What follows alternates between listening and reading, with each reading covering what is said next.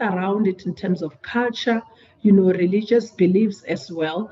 And just the fact that when people look at you, they look at you differently if you say you have had an abortion. And that is the reason why many people will just hide the news and they don't share. That also halts and limits the support that is so much needed. Now, as I've said, there are myths and there are factors that surround abortion. Now, continuing on, research has indicated that, if we are to compare someone who will go and have a safe abortion and someone who has an unwanted pregnancy and they will march through it, the emotional turmoil that the two people go through, the one who would carry an unwanted pregnancy has more emotional turmoil.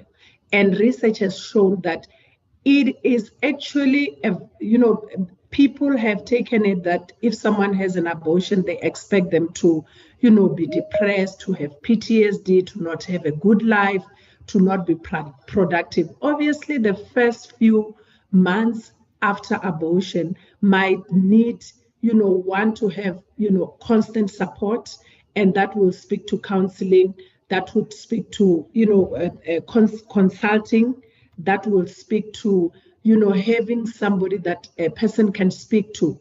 But at the end of the day, if we look at this process, you find that many people would rather say, I will carry this unwanted pregnancy. And that does not only affect the woman, it also affect the unborn child, because there are so many developmental consequences that, are loaded within when someone is pregnant and they are not happy about their pregnancy.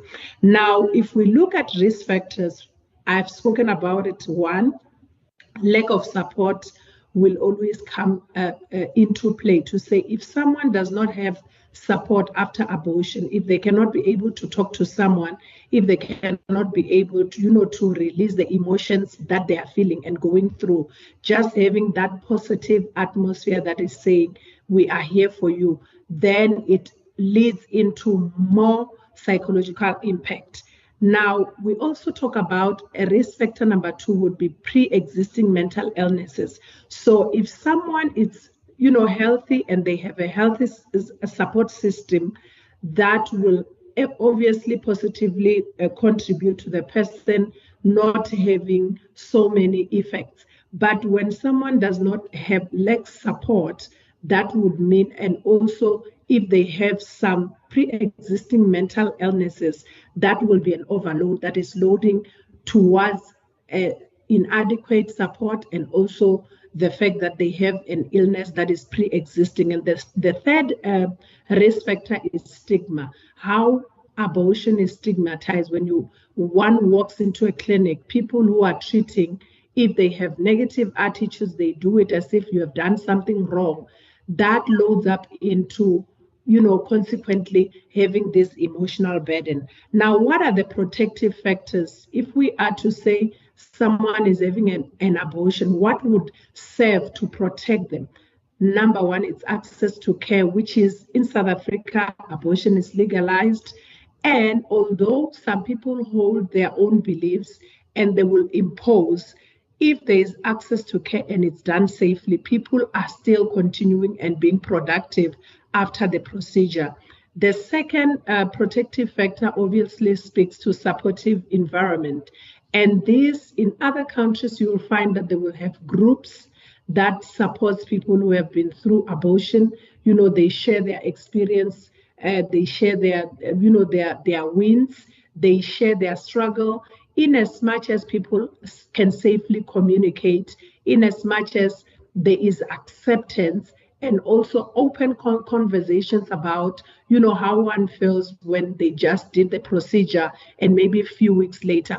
Wherever there is, open conversations regarding abortion, there is a positive, outcome to that. And I think the more emphasis would go to say, short-term, what are the short-term reaction when someone has an abortion? Relief, if there was a pressure in terms of finances, they were not ready emotionally, socially, and otherwise. And there would be a bit of sadness. Psychologically, it's okay to be sad. And obviously, it's loaded with guilt and regret.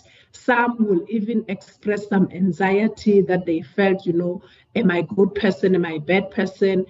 Temporal grief, which is acceptable. And those are the short-term reactions that will happen. But in the midst of those short-term, prevailing symptoms, one needs social support that is really supportive and supportive and constant support. Now, what are the long-term effects that we talk about? Less commonly, it's not uniform where we'll say everybody will go through it. The definite number one is depression, and some will because of pre-existing mental health issues, and maybe the person does not have support. Sometimes you find that maybe they were coerced. And remember that sometimes someone would opt for abortion because they were sexually assaulted. So if it was something like that, that would bring in so many emotions, and sadness will definitely be there depending on the cause or how this abortion came about. And the second, which is prominent in research, long-term effects, we have what we call post-abortion stress. It's not a diagnosis per se, but most people will go through a feeling of loss, emotional struggle, not recognizing, their emotion. They can't pace themselves. Sometimes, women will express, feeling numb most of the time. And those are the emotional and psychological, it's a psychological grief that follows one who has had an abortion. And that is the reason why in the end I will close in saying it is important to offer support when someone has had an abortion, because oftentimes we don't even know why the person did it. And sometimes we might think that, offering support, supportive environments, maybe it's encouraging the people to feel like it's okay.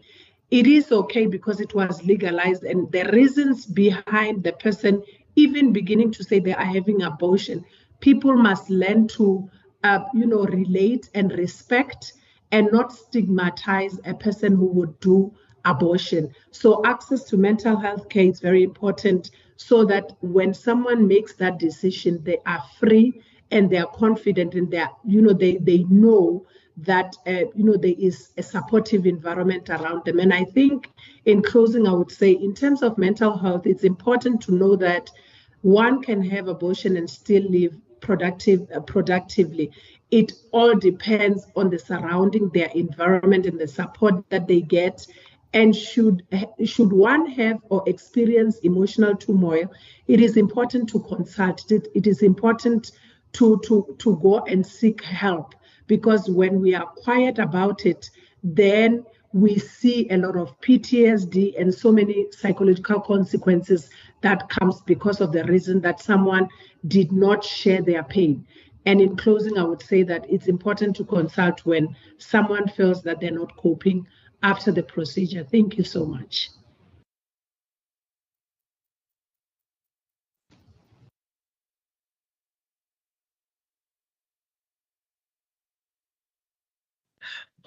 Thank you so much for the presentation.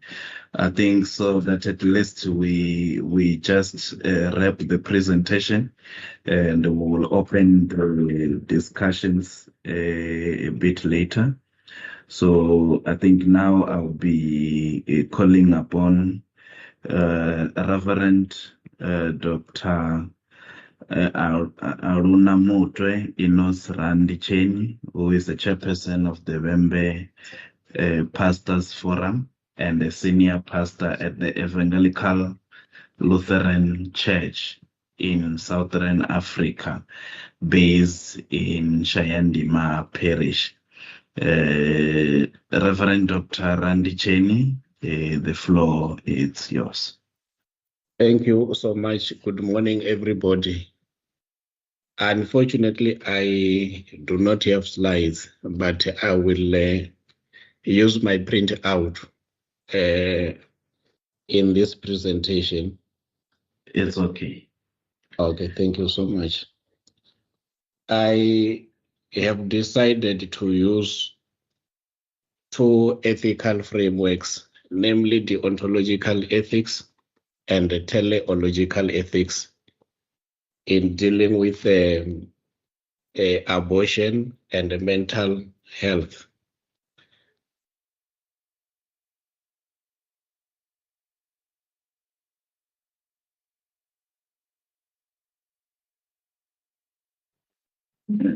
I think the gadget is on hold. If maybe it can be, I'm not sure if maybe. Okay, now it's fine. Okay, You can continue. I was saying, coming to the deontological ethics. Deontological ethics has to do with duty-based ethics. It means actions are judged based on whether they follow moral rules or duties, not on the consequences. Perhaps the question will be, is this action morally right or morally right in itself? This is according to Immanuel Kant.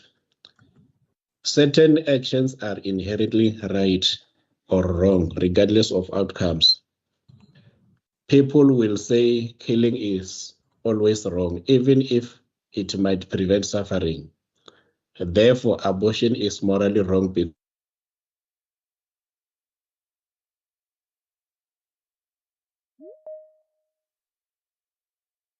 It's on hold again.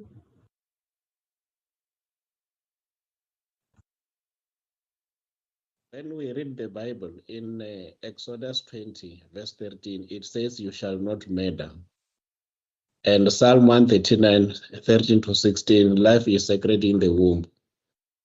From a Christian deontological view, life is a gift from God, and we have a duty to protect it.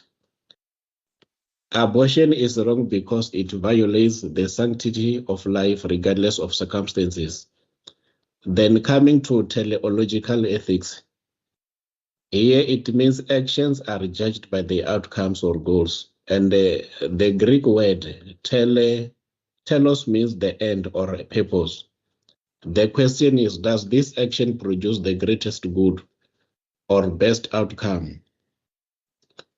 The right action is the one that maximizes overall happiness or well-being. For example, abortion might be argued for because it prevents a child from being born into poverty or an abusive home.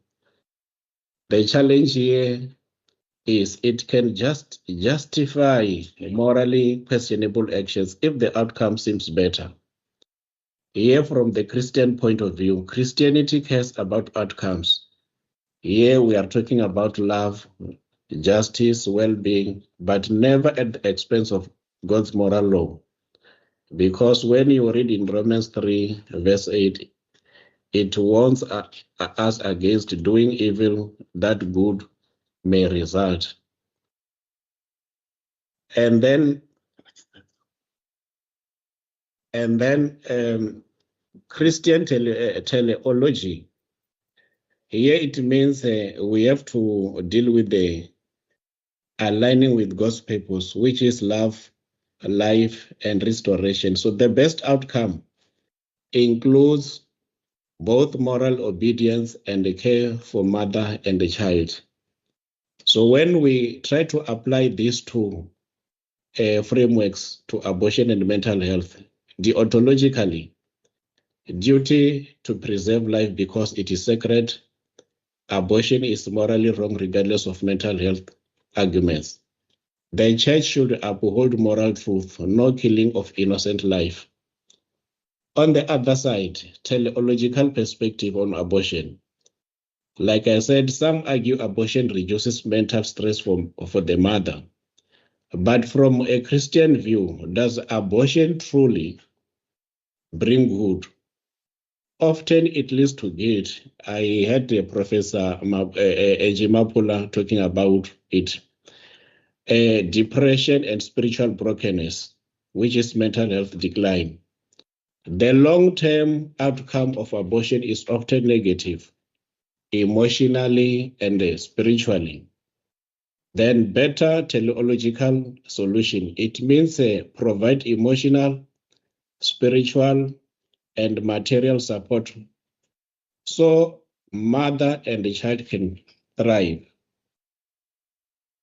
Then why do women choose abortion? Here I have some of the following: poverty and unemployment, gender-based violence and partner rejection, family shame and cultural stigma. She talked about it also. Lack of emotional and spiritual support, influence of secular culture, that where they say this is my body and this is my choice. But reality in rural South African areas, we have limited resources for single mothers and the peer pressure and fear of gossip. The mental health impact of abortion, emotional consequences, that is where we talk about guilt, depression, anxiety, low self-worth. On the spiritual impact, feeling unforgivable, where a person may say, God is very far from me because I have done abortion. Then post-abortion syndrome, that is debated but real in pastoral care. Like I said in Romans 8 verse 1, no condemnation for those in Christ. Mental health care and spiritual counseling is vital. So what should the church do? I think the church should do the following: offer crisis pregnancy support, create safe spaces for counseling, teach sexual purity and responsibility. That is according to 1 Corinthians chapter 6, verses 18 to 20. Show grace where people are not allowed to condemn anybody, but to restore the dignity of everybody. In Matthew 11, verse 28, Jesus offers rest for the weary. Then coming to linking the gender-based violence, family killings, and mental health.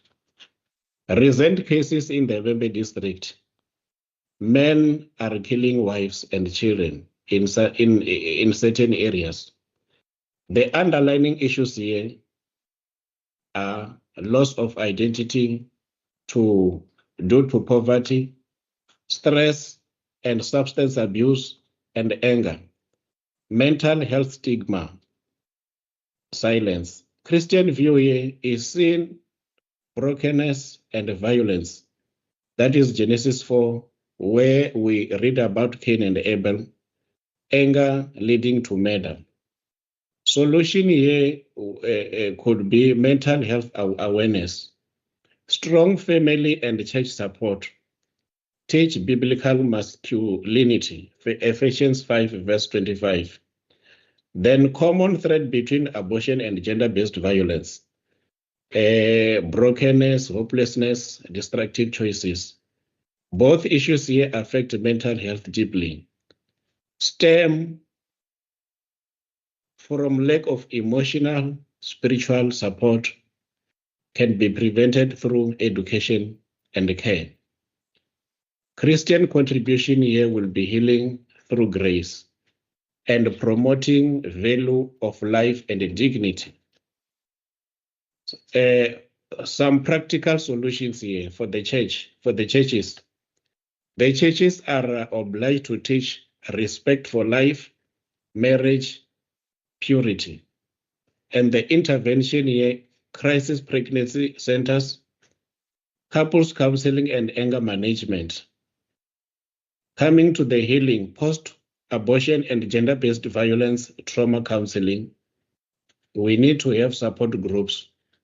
Then the community can also participate in partnering with mental health professionals, raising awareness.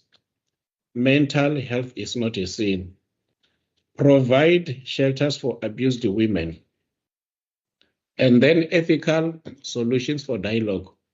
Should life be protected at all stages? Then the question would be why? Can the church promote both truth, which is pro-life, and compassion, which is support for the mothers? How do we break the cycle of stigma, violence, and mental illness in rural communities? Then I also have some biblical verses like Psalm 139 verses 13 to 16, where it talks about life is sacred from the womb. Jeremiah 1 verse 5, God knows us before birth. Romans 8 verse 1, no condemnation in Christ. Ephesians 5:25, husbands called to love, not abuse. Matthew 11:28 to 30, rest for the weary, which is mental health and anchor. Then coming to the conclusion of my presentation, that is the call to action. Churches should have centers of healing and hope. Families should be encouraged to break the silence on mental health. Communities should stop stigma and support life. Government and faith leaders should work together for mental health awareness and gender-based violence prevention. Everyone should show grace, uphold life, care for the broken. As Christians, we defend life, but we also bring healing. Every life matters. The unborn child, the struggling mother, the broken man. Let us be a voice of truth and compassion in our nation. Thank you so much.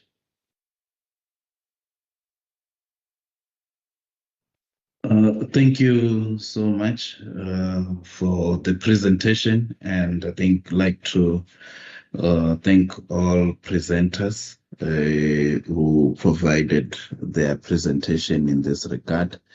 And as it is, I think this is the time that we really need to start engaging with our keynote speakers, and then we can pose questions, we can comment, we can provide addition. And maybe before, I think there was just one question that was posed on the chat, which was requesting what should one do if they have had an unsafe abortion. So that is one question that was posed there. And then while we are attempting to answer that, I think it's also important to say, because I think the discussion that was being provided showed a lot of cross-cutting issues, wherein I think some way this might really spark the interdisciplinary dialogue, in a sense of saying, after hearing both the presentation, the question that one can pose might be the issue of saying, where do you see the potential for common ground between science, psychology, and medicine, as well as faith, addressing abortion ethically and ensuring that there is support, as mentioned, to these women or females who also need to strive to carry on with their life. I think that is just aspect that I'm posing to the panel for discussion, the first question and the second question. I think there is also one question. Maybe let me take one, then there will be three that you take at a go. Marcella Joshua. Yeah, thank you, Chairperson. I just want to ask Bafunzi if ever there is a religion that support religion other than that support abortion other than Christianity, that doesn't support abortion other than Christianity. Thank you. Okay, thank you. Maybe let me take Susan and then we'll take the other round after they've responded. Susan? Program Director, my question also referred to Bafunzi. In a presentation that Professor Mapula was that there is a psychological issue if the mother doesn't want a child, and that issue might affect the child. So now the presentation of Bafunzi saying every child has the rights for life. So now what happens if one woman has been raped? So is it we are just forced to keep the child because we are religious, or do we at least the church support somehow to abort the child? Thank you. Thank you, and I will allow the panel members to take the questions.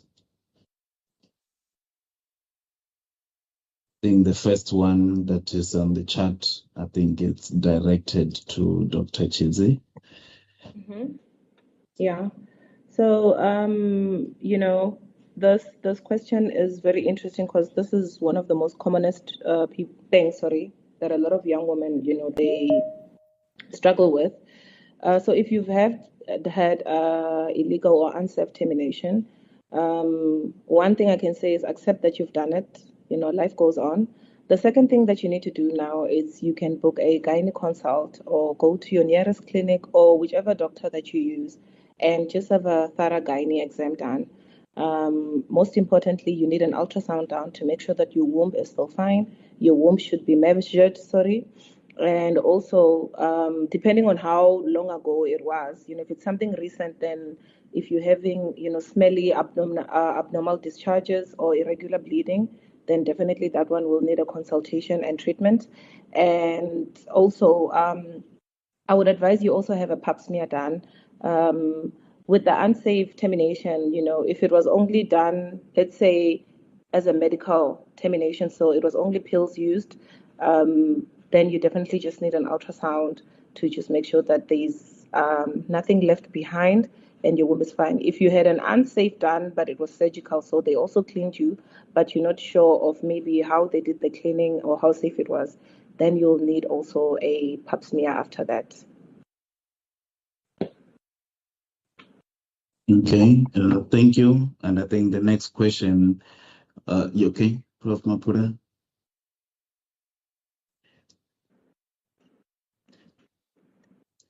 Prof. Mapula, you can come in. Oh, sorry. I was saying that with unsafe abortion, if say maybe it has happened and like the doctor was indicating, there are medical consequences that one is suffering from, it's always also advisable to really seek help. And I think one thing that I've observed over the years is people are used to suffer in silence. So they won't tell anyone about what they're experiencing. And this often limits the options available, even for to be helped, options available in terms of recovery, because they want to deal with it in secret. I'm going to give an example of a young woman who is financially unstable, having to suffer some physical ailments following an unsafe abortion. Definitely this would need specialized care, as the doctor has indicated. Now, when you don't have the finances, you find that it worsens even the situation. Besides the physical consequences that one is suffering from, there's also an emotional consequence loaded to that. And because the person is not disclosing, maybe because the environment is unsafe, maybe because the environment is not trustworthy, and fear of being judged and being stigmatized, I think it is important to actually seek help from professionals. Go and consult. If you are a student, there are free services on campus. If you are outside, there are still free sort of like free services where you go to the clinic, you indicate you would like to see a counselor, and then they will write a referral for you to go to the hospital like Chilizini, where you can have access to see a psychologist at a minimal rate. And I think it's important to emphasize this. When you have knowledge, it is important, because then you stand a better chance to make decisions of whatever that needs to be done. I have had experiences where you find that because of unsafe abortion, someone comes maybe 10 years later to say they cannot have a child, and they know it was because of the unsafe abortion that they had. Now they are carrying within them guilt. They are carrying within them, the emotional turmoil of blaming themselves, feeling like they are a murderer and all that, and they think they are being punished now that they cannot have a child.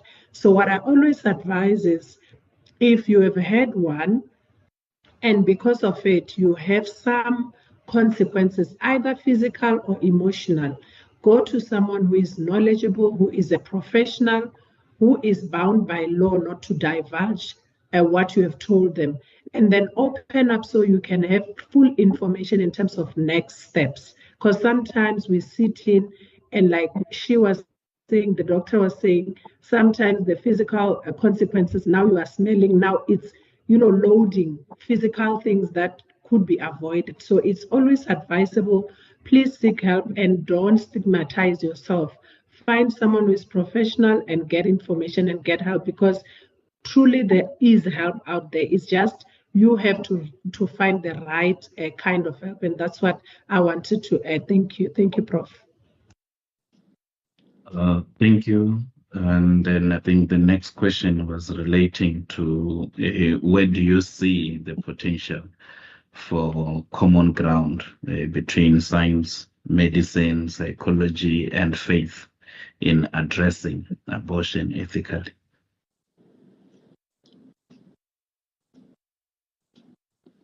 All right.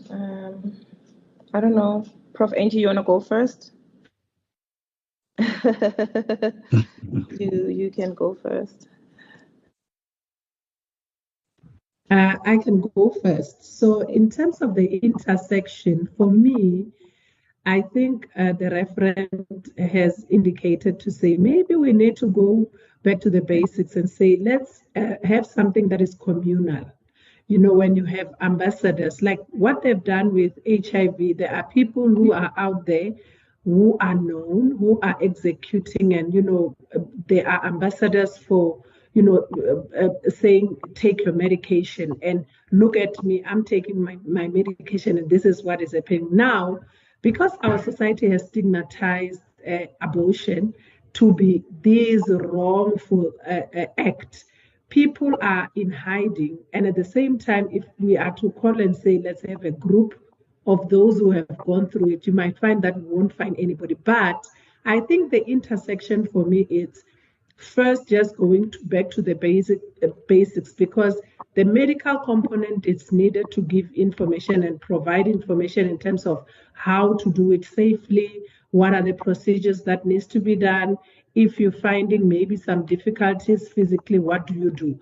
And then the science brings in, the eye in terms of research that would maybe inquire about the attitudes and what people are saying they would feel comfortable doing if we are to combine hands. And I think the approach where we take all stakeholders and say, here we are an organization, or we are a forum, we are a forum that is saying, if you've had, say, maybe safe or unsafe abortion, and you want to be helped, or you need some discussion around that, please feel free. And this, I think, if it's done proactively, it will even assist those who have not done the unsafe pregnancy. I have seen that people who want to do abortion, they don't want to talk to anyone. They just want to go do it quietly. Even when professionals says, let's have a conversation, there are options. You can give the child for adoption. There are so many families who are looking for to have a child, and they don't have a child. They are looking to adopt.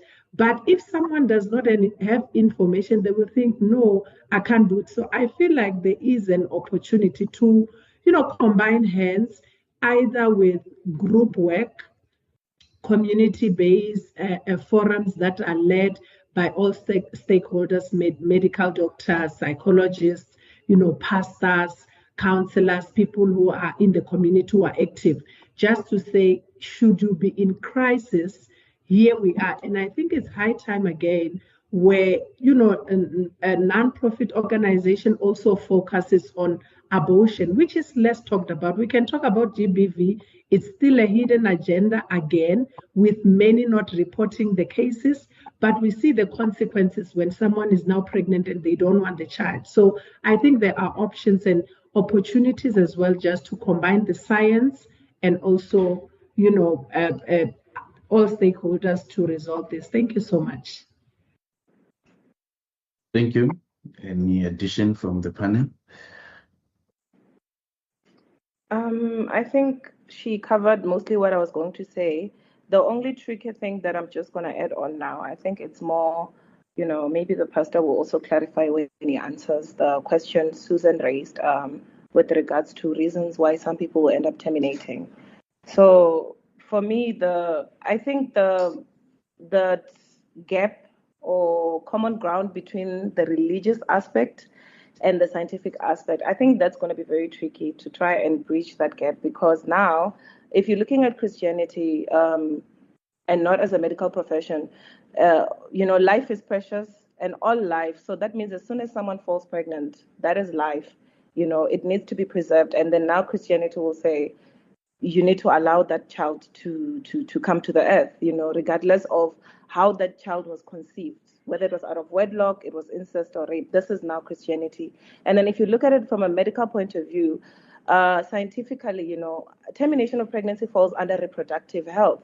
So once we now say termination and all life, termination is reproductive, that means now the church now will say that if any form of pregnancy is life, medically, it's not yet life or viable before 28 weeks. So someone can back themselves up and say, hey, if it's 10 weeks, it's not yet life. Scientifically, it's not yet said to be viable. So that one is allowed to do the termination. And once you say termination falls under reproductive health, it means that now let's look at all the other reproductive options that are there. If you're taking a pill for prevention, if you're doing an injection for prevention, basically you're saying when someone ovulates, that egg should not leave for a sperm to come and fertilize it. So now is the church also saying that if I'm doing prevention, I'm also preventing life? Am I killing before the egg and the sperm come to? Because also, if you check, even people with intrauterine contraceptive devices, the fertilization sometimes occurs. The sperm does meet the egg, but when it goes to implant in the womb, because there's an IUCD there, it makes the womb unfavorable. Then that thing falls away. So now is that person who has a loop right now also terminating? Are they also, taking life?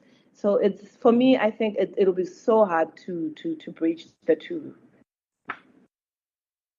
Okay, thank you. And I think let's think Dr. Reverend is with us, will also give the input. And then Tsunduka, you are noted. I will come to you. Yeah, thank you. Thank you very much. The second question and the third question, I think they are somehow linked to one another. I have not seen any religion that support abortion, unless if maybe there are some new religions that have just come that support abortion. But in my study, I have never got one.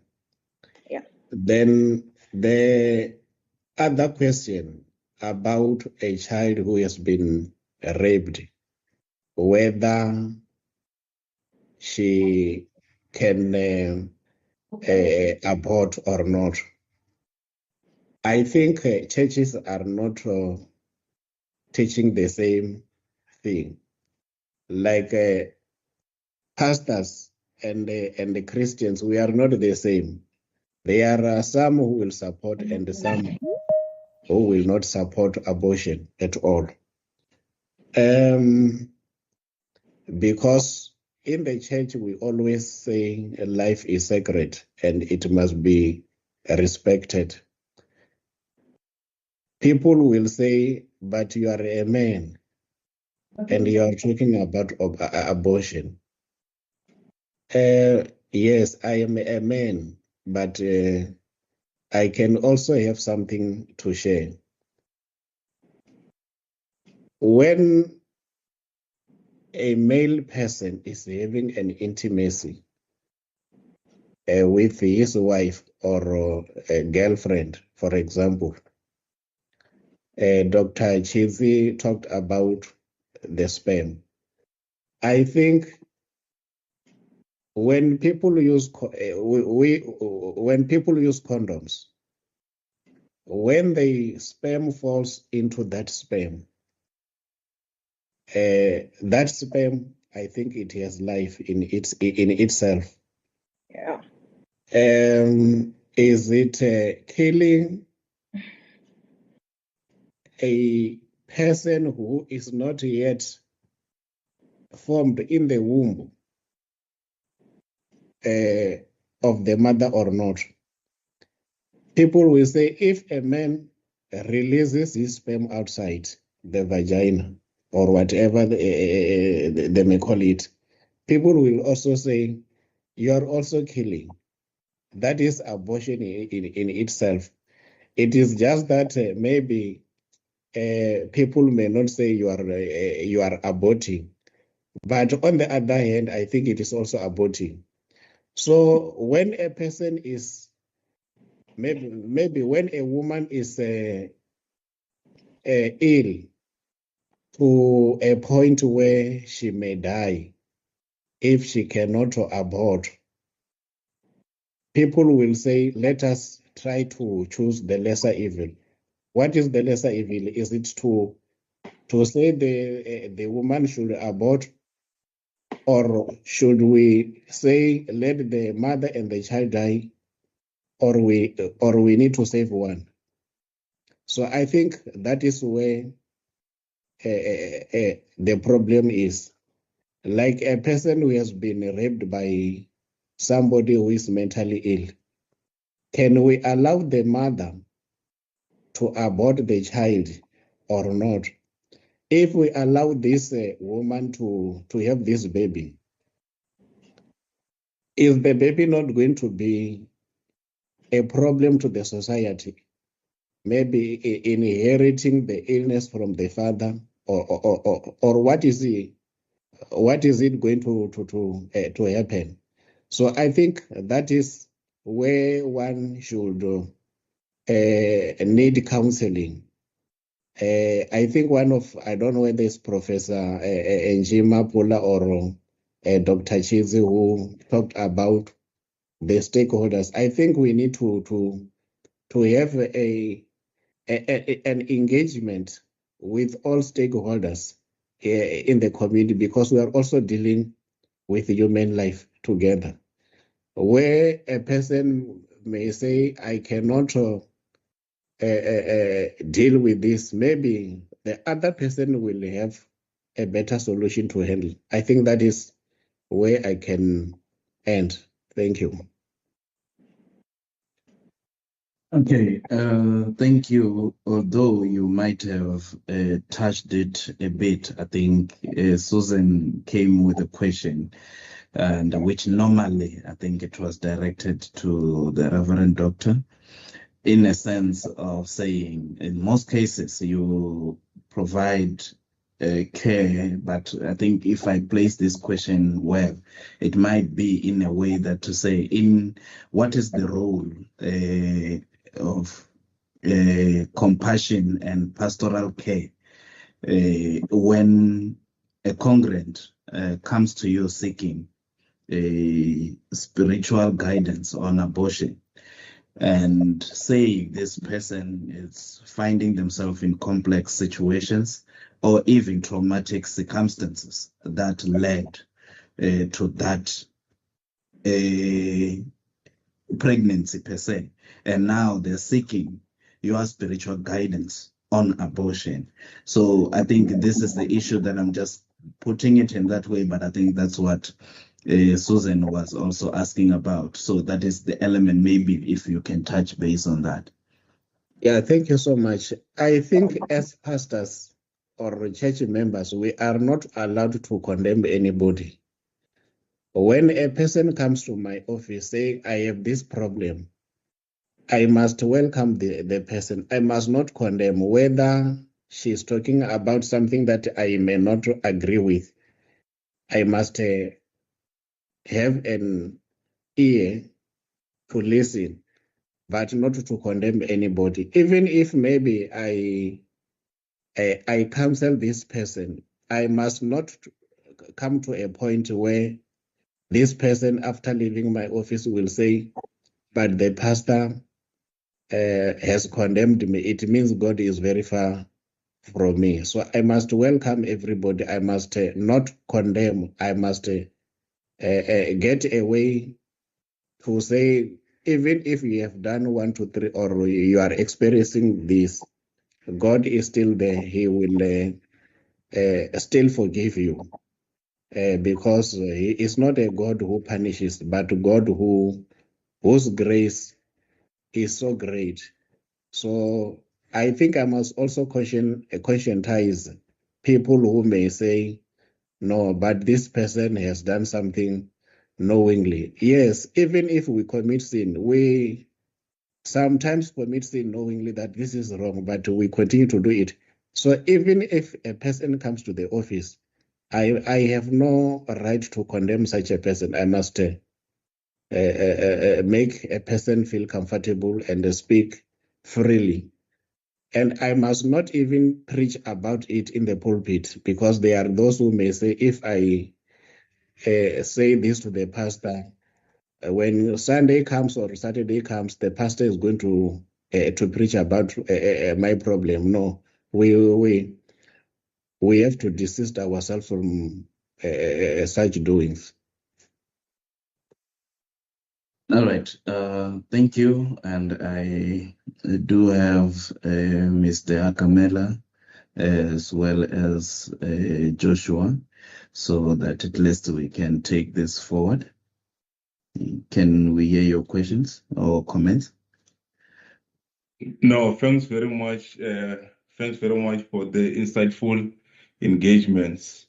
Looking on the crisis of GBV that we have in South Africa and many countries, and you check the status of mental health in terms of the factors that leads to this pandemic of GBV, some of them, they are caused by people doing abortions, provided the financial status or other circumstances that might lead to abortion. What are the programs that are there to curb and heal not only the women, also the men? Because I believe some of the men become aggressive because of their partners once had an abortion, and most of the times when a decision to make an abortion, sometimes I know it can be both sides, but most of the times it's influenced by a woman after her own assessment. So what are the ways of trying to curb these factors that also contribute to GBV? And also the sustainability of it, because at some point I believe that an abortion become a traumatic experience. In many cases, you find the person didn't only have once, maybe twice, 3 times, many times, and then what are the possibilities trying to deal with this? Because I believe that it contributes to mental health and also the behavior on certain families and long run effects and impact. Thank you very much. Thank you.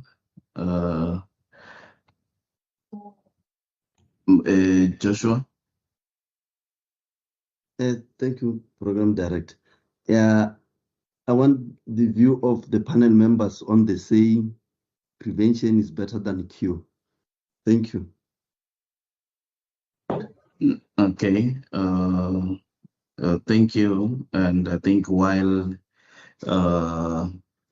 they are doing that, I would just, since there's no other question, I'd just like to pose another question to the panelists in a sense of saying, because I think we live in a era that nowadays policy becomes central to most of the things that we do. So I wanted to just find out to say in what ways can policy respect both evidence-based health sciences or healthcare and moral diversity within the society. So those are the two aspects that may be over and above what Joshua has indicated. And I think I need to thank Akamela for raising some of the issues that maybe you can also touch base on at this stage. Thank you.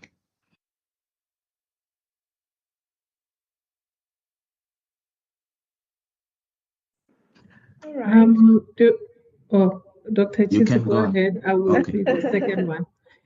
Okay. No, I just wanted to, it's an interesting question, the one where they're asking about GBV that's now coming in a result of, termination in the family. So this means that mostly this would be either a woman who decided to terminate, either this is two people who are married or they're in a relationship. And then this now leads to GBV. So this is actually sad, if I should put it this way, because unfortunately our law says that a woman has a right to terminate, and unfortunately it does not take into account the father of the child.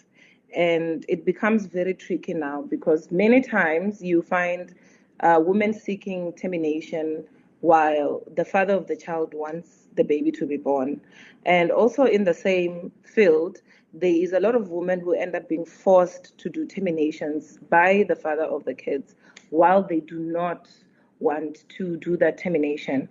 And as a medical professional, professional on my side, it's always easy to just go ahead and do the procedure. But I think for most medical professionals, they need to first find out from the woman, why is she doing the termination?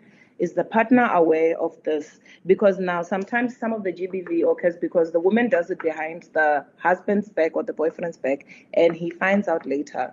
So once you can scope there and find out from the lady, is the partner or the father of the child aware of this? Is someone forcing you to do this, or is this something you want to do? As soon as you pick up, or there's some bit of conflict there, or there could be a potential for conflict, either they're doing it behind the father's back or they're being forced. Now, this is where now psychology has to come in, or counseling has to come in. That means now that couple has to see either a psychologist or someone, or even if it's a church representative, they have to sit down and speak to someone and get the proper counseling, before they actually go through the procedure. I think that would be the best way to try and curb GBV related to termination of pregnancy. As soon as a doctor or a nurse picks up there could be a potential GBV, they need to refer those people either to church representative or a psychologist. And on the prevention part, prevention of termination, basically you're just saying preventing unwanted pregnancies. So this now speaks on, what we have already out there, where we are trying to, educate people about contraceptive and family planning. These are programs that are, even freely available at the clinics. Why people choose not to use contraceptive, you can never really know all the reasons. Some are even religious. As much as we're talking about how TOP is Christianity would be against it. I know churches, I don't know if I'm allowed to mention the name of the church, but there are churches who don't I think allow. we'll keep it under wraps for now. We're not So I know mentioning there names. are churches that do not allow family planning. There are. So, once also the church doesn't allow family planning, then what's going to happen there? Are we still going to be able to have prevention of terminations? What's going to happen? But the biggest way to prevent termination or terminating unwanted pregnancy is family planning. That's just the basics. Or abstinence, like the pastor mentioned, Uri, you can have counseling in the church where you talk about purity, abstaining, waiting, counseling for the youth, waiting, sex before marriage, all that. That's where now the church comes in. But on the medical professional side, prevention is just educating people about contraceptive methods. I think I'll hold it there. Thank you, Dr. Chizi. So just to add, I think a very interesting question about GBV connection between men and women. And this happens with partners who are just, cohabitating or even just out of wedlock or even in the marriages. And I think it's important to also pick up on the point that was raised, especially regarding people who use abortion now as a contraceptive. I think it was 2 years back where stats in terms of students who would, fall pregnant and go have abortion, fall pregnant the second time, third time, fourth time. Now it becomes a habit where instead of using contraceptive, someone is using abortion as a contraceptive, which is wrong. Now, just picking up on GBV, you would agree, Dr. Chizi indicated as well, to say it's two-way. Sometimes it's the father who does not want to hear anything about the child. When the woman looks at their circumstances financially, at home and everything, they realize this is not going to happen. And this is where we said, really let's explore options, because there are options that are available. Giving up a child for an adoption. I've put links there that are helpful, even just a free call where you can have conversations, to say, is this the right decision? Because I think I've alluded to say, people who want to do abortion, mostly they don't want to talk to anyone because they just want to get it over and done with. And that is not the correct way of doing it. Have a conversation, know your options, and it is important. And I think the other side of the coin, it's when now the father wants the baby and the woman is saying no, because of circumstances. It might be the relationship is, abusive. It might be the finances are not balanced. It might be maybe the family does not accept this woman. She's saying, if I have a baby now, I'm tied down with this person for life, because you never divorce having a baby with somebody. Once you have the baby, they are baby mamas, they are baby daddies, and they are there for life. Now, what happens is, if we look at available programs, you will agree with me. In our communities, we have NGOs that are really, going out there to say GBV must stop. And it's just unfortunate that men mostly do not consult. Men do not speak of this openly. And how many men would say, I'm being abused? Always we're hearing women screaming. And that is why maybe women live longer, because we scream from the depth of our, we scream our lungs out. But with men, they seldomly speak. Even when they want, say maybe this is a father who wants a child, they will not speak to anybody about it. They would not disclose what is happening behind closed doors. So now for me, the education cannot start when there is a crisis. The education begins when there are children, for them to know, oh, there are options. If I want to be sexually active, these are my options. Because for me, when two partners have a child and it's unintended pregnancy, that also tells us that they're having sex without discussions. There is no discussion, what if we fall pregnant? Because we all know, it's a known fact. If you have intimacy, definitely it's either there will be a baby or no baby. But the high chances of having a child when you are intimately involved with someone without using anything are very high. So that also, it's rooted in our culture. Our culture does not discuss about sex.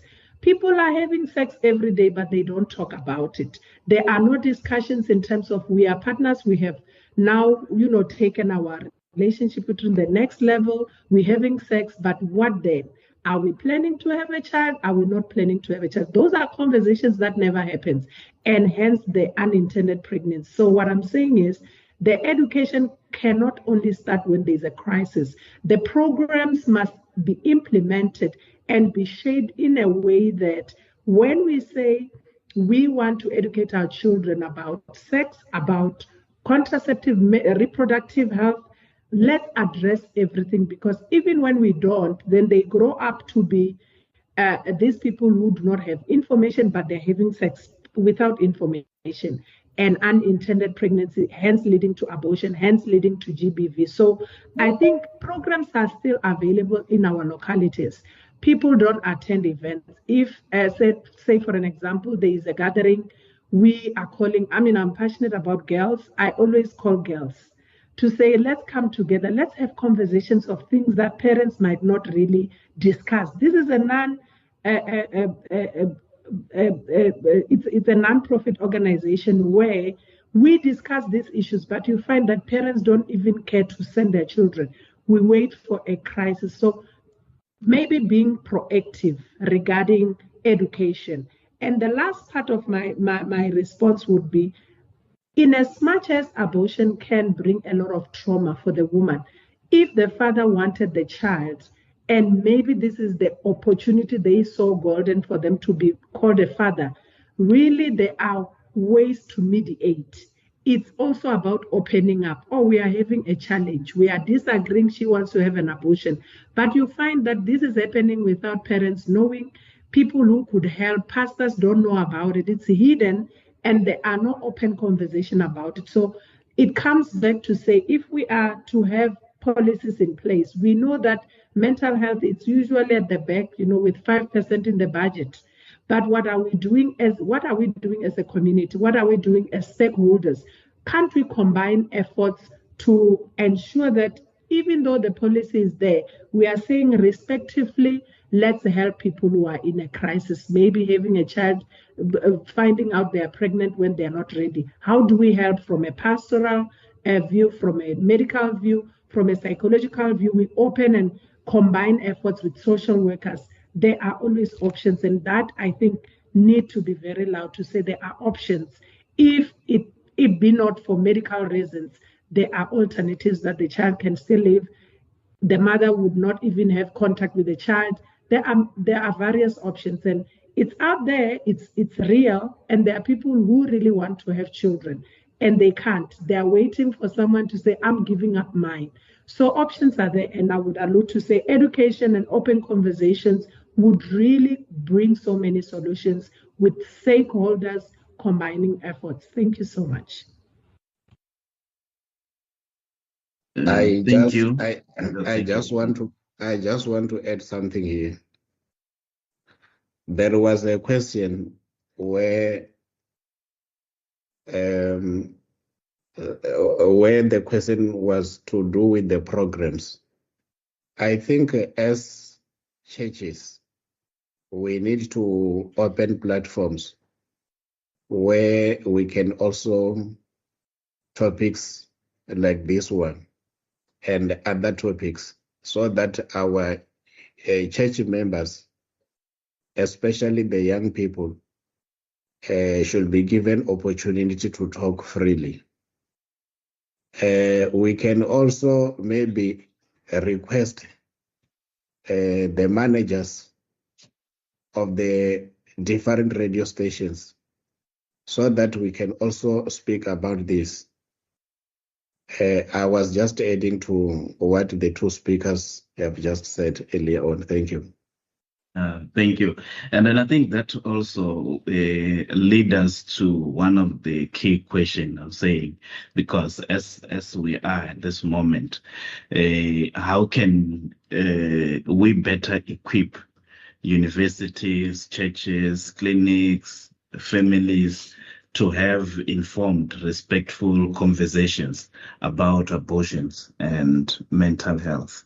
Because I think that is also one element that as much as we are talking about National Science Week, we also need to take this into consideration, also noting that in most cases, even if we are saying we are running a marathon, in most cases, the male counterparts are always running faster as compared to the female counterparts, because they also meet all these challenges, the burdens that they carry with them, and hence you will see the pace between female scholars and male scholars. They really do not tally, but I think there should be a way we can better equip this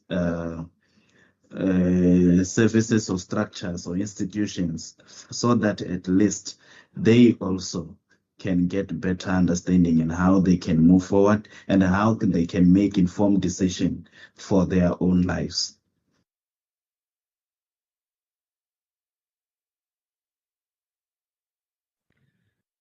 I would say that the first component would be research, just to understand need analysis that puts us as researchers in a space to understand what is really happening in the ground. And I think, moreover, research has to take a shape of participatory action research, where the communities are involved from the beginning. Because remember, if we are to bring solutions in societies, we need to know what is really happening through the voices of the community members themselves. And it's only when you involve community members in decisions, the process of research, where you will really walk the path to bring solutions that are tailor-made for that particular community. And I think, for me, bringing the stakeholders together, because one thing that I've learned over the years is, if we just say, let's put doctors everywhere, and it's just the medical component, there will be a lack.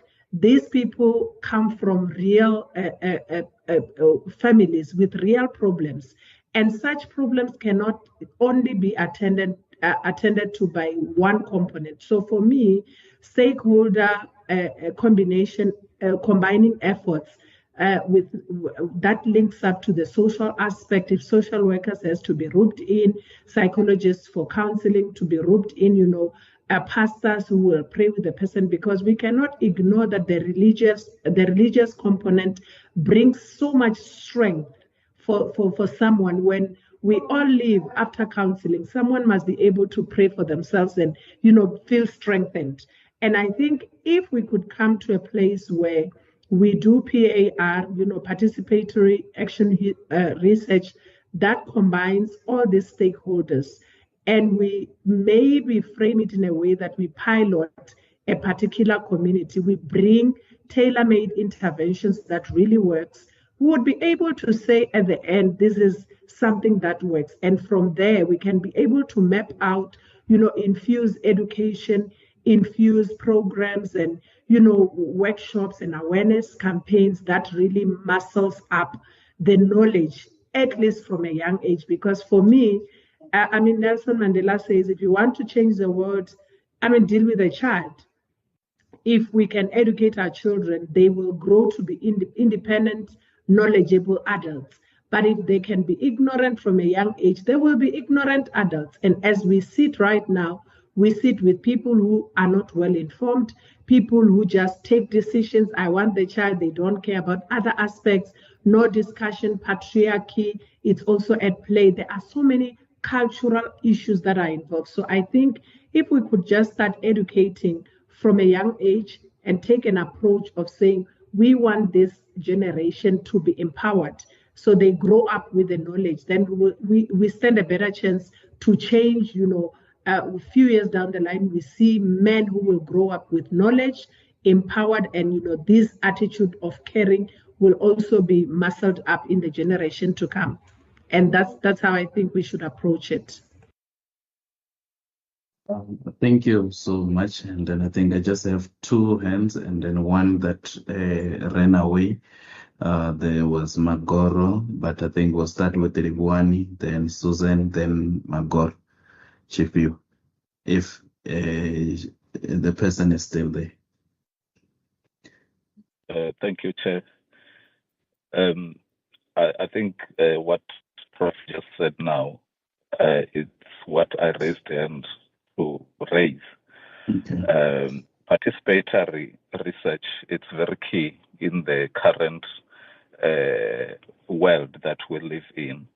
Mm-hmm. We advocate for, when we talk about citizen science and informed research, this is what universities as the knowledge generation platform should now consider to formulate their research based on the inclusion of the people that are affected, wherein as professors and researchers, we don't formulate problems perhaps based on the theories and the past experiences that have been happening. Things are changing every day. There are new challenges today that if you bring in the affected people to say what really informs what they do and create a problem with them, a problem statement, for example, for your research, and involve them also, irrespective of their education level and whatever, it will give you new parameters which you are able to research on and come up with outcome of your research which is meaningful to the society. So I'm just encouraging universities to say, let's involve the public in whatever we are doing, and so that they also, as being part of the research, they also become a good medium for knowledge dissemination and report explaining to other people as well. So these people become researchers, even though they have not gone through the university doors, but that's where the source of information is. And also bringing in other spheres, like, for example, indigenous knowledge system is not always the negative that sometimes we put a stigma of witchcraft and things like that. There are practices that indigenously, if they are to be looked at and formulate this solution together, we can come up with modern science, indigenous knowledge, faith-based, which are informed by the current situation. The challenge that we are dealing with as a society in abortion and all that, it's a multidisciplinary issue. No one field can solve that problem. We need each other from psychology and all that to come together and formulate this solution together with the people that are affected. So I think that's the point that I wanted to drive, which is what Prof. Mapula did touch to.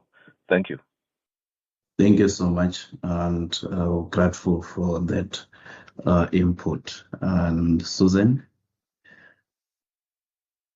Thank you, Professor. I think what I wanted to say, I think both speakers have already mentioned it, Professor Mapula and Lobowani. My issue is that I think the agreement is that we really need the stakeholders to come together. Reason being is that as a parent, you need both parties. You need your child to go to school, you need your child to go to church. Now here, both parties have programs that teach our children. At school, we teach them prevention is better than cure. We teach them mental health, we teach them abortion, and so forth. Then when they go to church, we even teach them the protection, to use condoms, prevention, and so forth. Then immediately when my child go to church on Sunday, now they teach them that they mustn't use protection, is not allowed, abortion is not allowed. Then now we start to create a confused society, because now my child doesn't understand which one, because whether we like it or not, if my child has to go to university, if he's going to university, he's already sexual active. And then if she's actual active, the church, they might say, no, don't have sex. But she's sexual active, and it's something that you cannot prevent. So now, if you are saying she mustn't using condom, it's a sin. Then now, when she went to school or when to comes to university, we said you must use a condom so that you cannot have a child while you are still studying, while you are still young, and so forth. Then now the child becomes confused because now they don't understand what they need to do.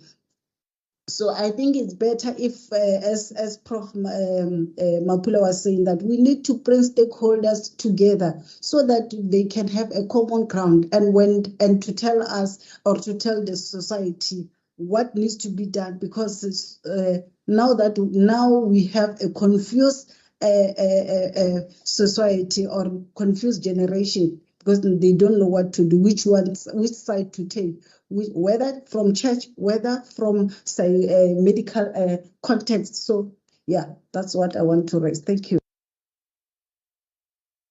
Thank you. And then I think I will give, I'm not seeing any hand at the moment, and I think maybe the panel can give a response. And since there are no hands, maybe you can also provide us with some lasting words from your key messages to take home. Maybe let me be the first, just to answer what our dear sister Susan has just indicated about the church. That the church is teaching that people must not use contraceptives. So I think that is the umbrella she's covering everybody in the church. But I think we need to, that is why I'm saying we need to open platforms in our churches where people should be engaged. Maybe the parents on the other side, the young people on the other side, so that we can have a better understanding, so that we must not confuse our children. Of course, the church cannot say to the young people, just go and have sex. That will not happen. But when the young people have their own conferences, where the pastors and the parents can also attend, I think that is where they can talk about their problems. Because to address or to have an umbrella of all the problems together will not help us, because every problem should be addressed uniquely, because it is not the same as other problems. So I think we need to handle problem not comparing it with other problems that has happened before. So that is my input. Thank you.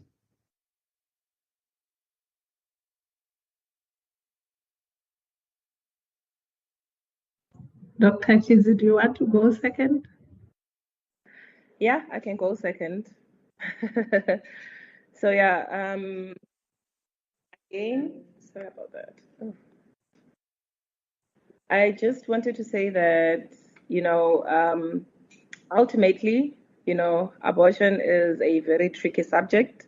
And, I think when you approach it, it's either you must say you approach it from a scientific medical point of view, or you approach it from a religious point of view. Like I said, the gap in between, it's quite wide for us to close it. But what I can leave, as like my last note would just be that I think also as parents, we have the first responsibility, let's raise responsible children. before they even go out to the schools to be educated at school, before they go to church to be educated. Every family will have its own, rules or regulations. If you want to raise your children to say, be responsible, as soon as you start being sexually active, I'll sit down and talk to you as a parent, and I can assist you with contraceptive. Be that transparent parent, and you fly with it. Then as soon as they go to school, if they're being educated on the contraceptive, it's just an add-on. When they go to church, they'll be taught about abstinence and everything else. Those are just the religious part of it. But how you raise the child from a young age as a parent, it will mold them to being a responsible adult later in life. And the way they will approach sex will not be the same as someone who's raised to just fly with it or wing with it. Like Prof said, people are having sex almost every day, but it's one thing that is not spoken about. So parents first, let's raise responsible children, and we'll instill values towards them. And from there, the schools and the church and the medical professionals will take over. Yeah. So my last words would be, truly abortion is a controversial issue, given everything that we just discussed. But I think when we raise children with accurate information that is based on the truth, we actually allow an opportunity for our children to make choices that will work for them. I mean, there are always reasons behind actions. Someone will go buy a ring because they're going to get married. Why are we having sex? And I think it's important that we empower children to know why they do what they do, so the choices are well informed. From that end, that will help them to have healthy relationships. If they choose to abstain, that is way better. If they choose to have sex and protect it, that is also okay. If they choose now the other end, consequences will always align with action. So I think it's important to educate. And for me, the importance of it is just proactively attending and addressing all these aspects from a young age, because what you teach a child when they are young, when they grow up, they know, they are knowledgeable, they are not shocked. But we're living at a time where people will say, oh, I was not sure, or I didn't know.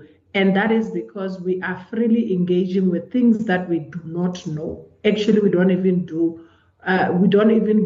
to find out what is happening. It's our pressure to have sex because everybody was having it. So I think I leave people with, let's take care of our mental health. It's important.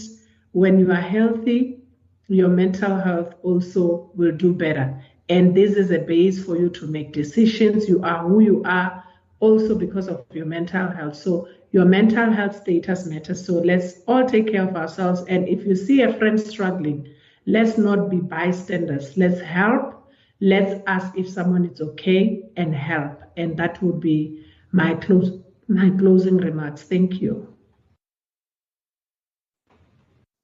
Thank you. I think there's one person that I missed, and I think has been raising hand for some time, but disappearing at some point. Denny Netamba, can you come in? I think we'll give you an opportunity.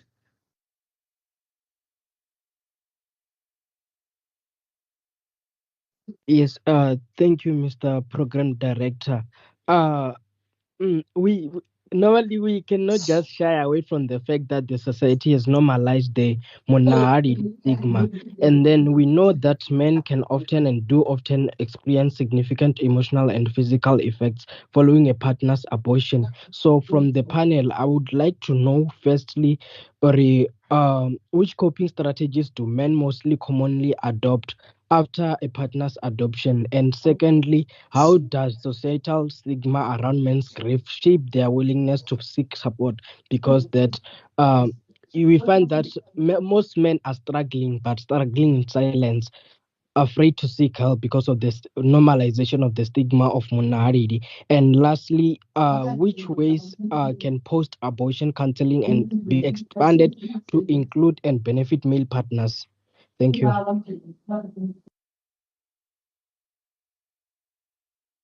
Prof. Mapula, I think this one is.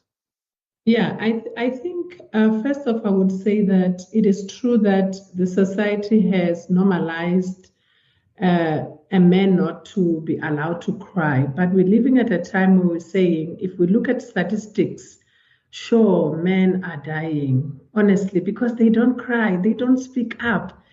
And often people laugh when a man says, oh, I'm being abused, or maybe I'm emotional. We also see it in weddings. When a man cries, people will be laughing to say, yo, what is he doing? I think it is a high time we become real to ourselves to say, really, men must decide to speak up. And there are, as I've alluded, there are organizations that are really striving to say, we are promoting for men to speak up. Please do speak up and reach out to those non-profit organizations that are saying, we stand with men. We are saying, let's speak up. And the second thing is, whenever you are in pain, or maybe there's an emotional pain, like say maybe someone you have partnered with wants to do an abortion, and you realize as a man, this person, it's not, I'm failing to convince my partner.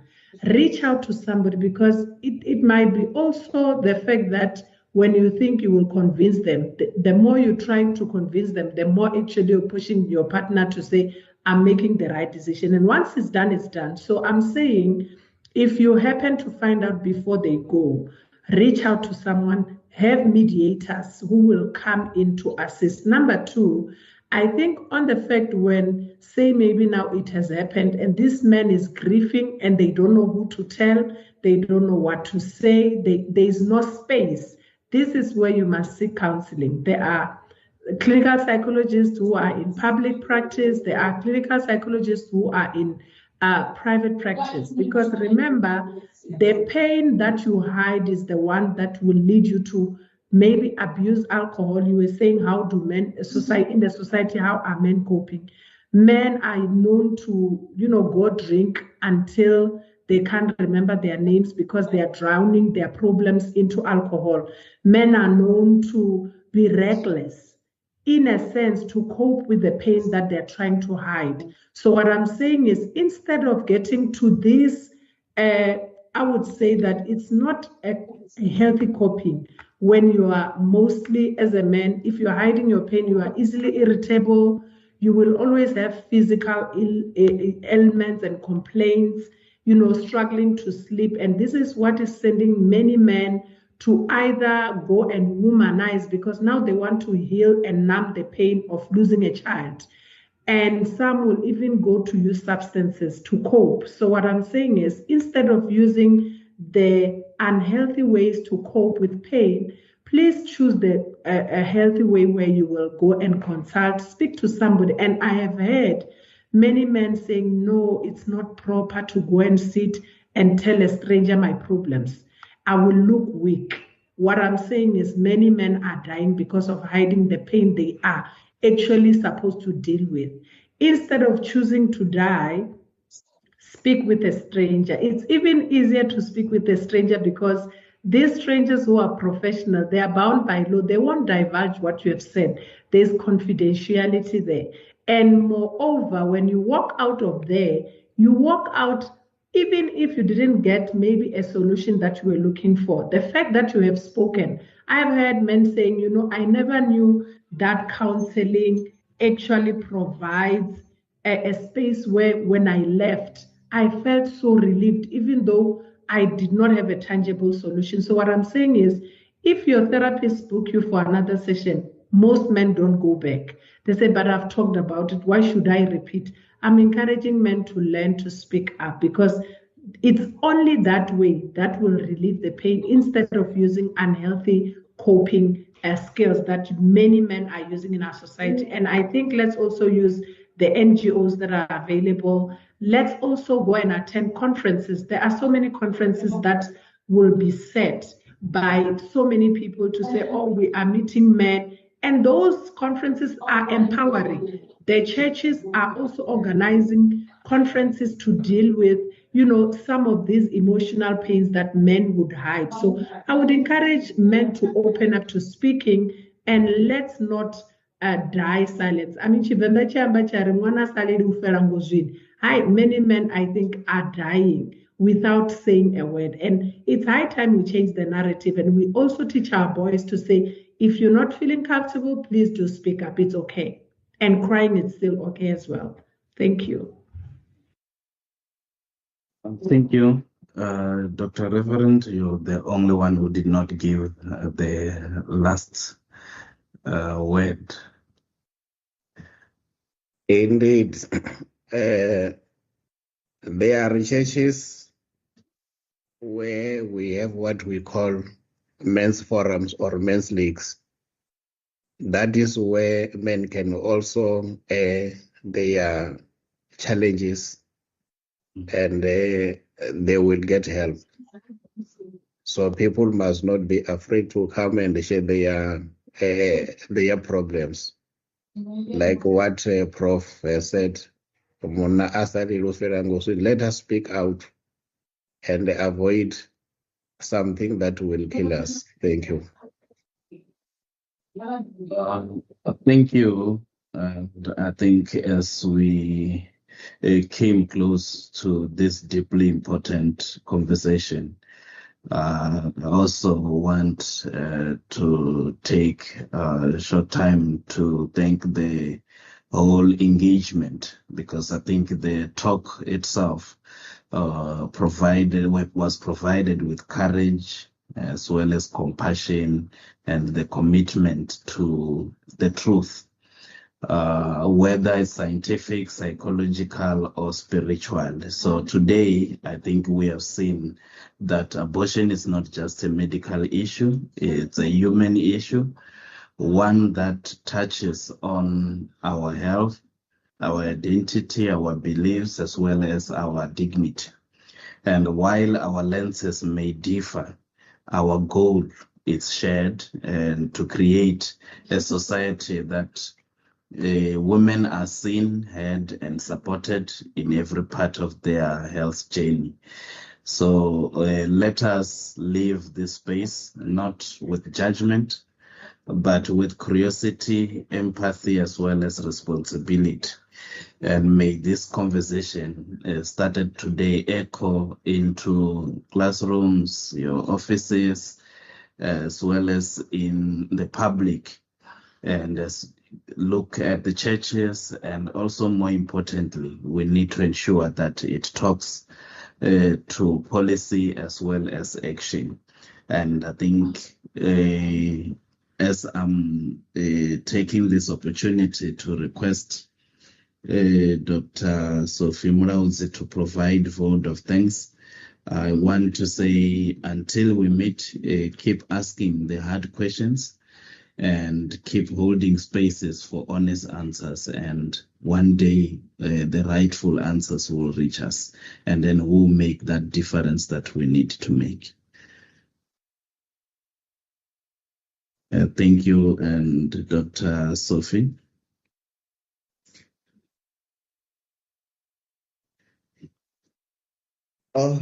Chairperson Program Director, she just sent me an email, a WhatsApp that she's committed now, and I'll take over. Okay. I think, yeah, you can go on. Yeah, I'll just want to take this opportunity and appreciate and really appreciate people who are online, starting from anybody whose name is from A to Z, to say I appreciate and thank you very much for attending this webinar. I will start also giving thanks or appreciating the team which has chosen the people. I was just assisting, but the team led by Dr. Matomu choosing the speakers of the day has made it well, so that then we have different views from other people. I know we wanted also to have the IKS view, so that then we understand what's the meaning of this from the IKS point of view. But all the speakers, Dr. Chizi, Reverend Randy Cheney, Professor Eji, we appreciate your time, and I hope we'll also continue having this engagement so that we assist each other. I've seen it was starting to be interesting when people were asking questions, and I hope increasing this, probably we need to have more other speakers from other perspectives of life so that then we can engage. But all from my side, we were just celebrating the issue of National Science Week, where we're saying science, technology, innovation are for everyone. And like today, I was not even going to speak because I'm a physicist. Mental health and abortion is just far from me. That's why we needed speakers who can talk more about this. And what program director, we have chosen you, knowing that you are from the health sciences. You will lead this well. And colleagues, thank you very much. And the speakers, thank you very much. Let's assist the community. Let's talk to each other. Let's have more webinars, Womakado. Let's start talking and have more webinars and assist each other, assist the community, and see how far we can go to educate each other. Thank you very much and enjoy the rest of your day. Yeah, thank you. And thank you so much for everyone. And then let's have a wonderful day moving forward. Thank you and bye.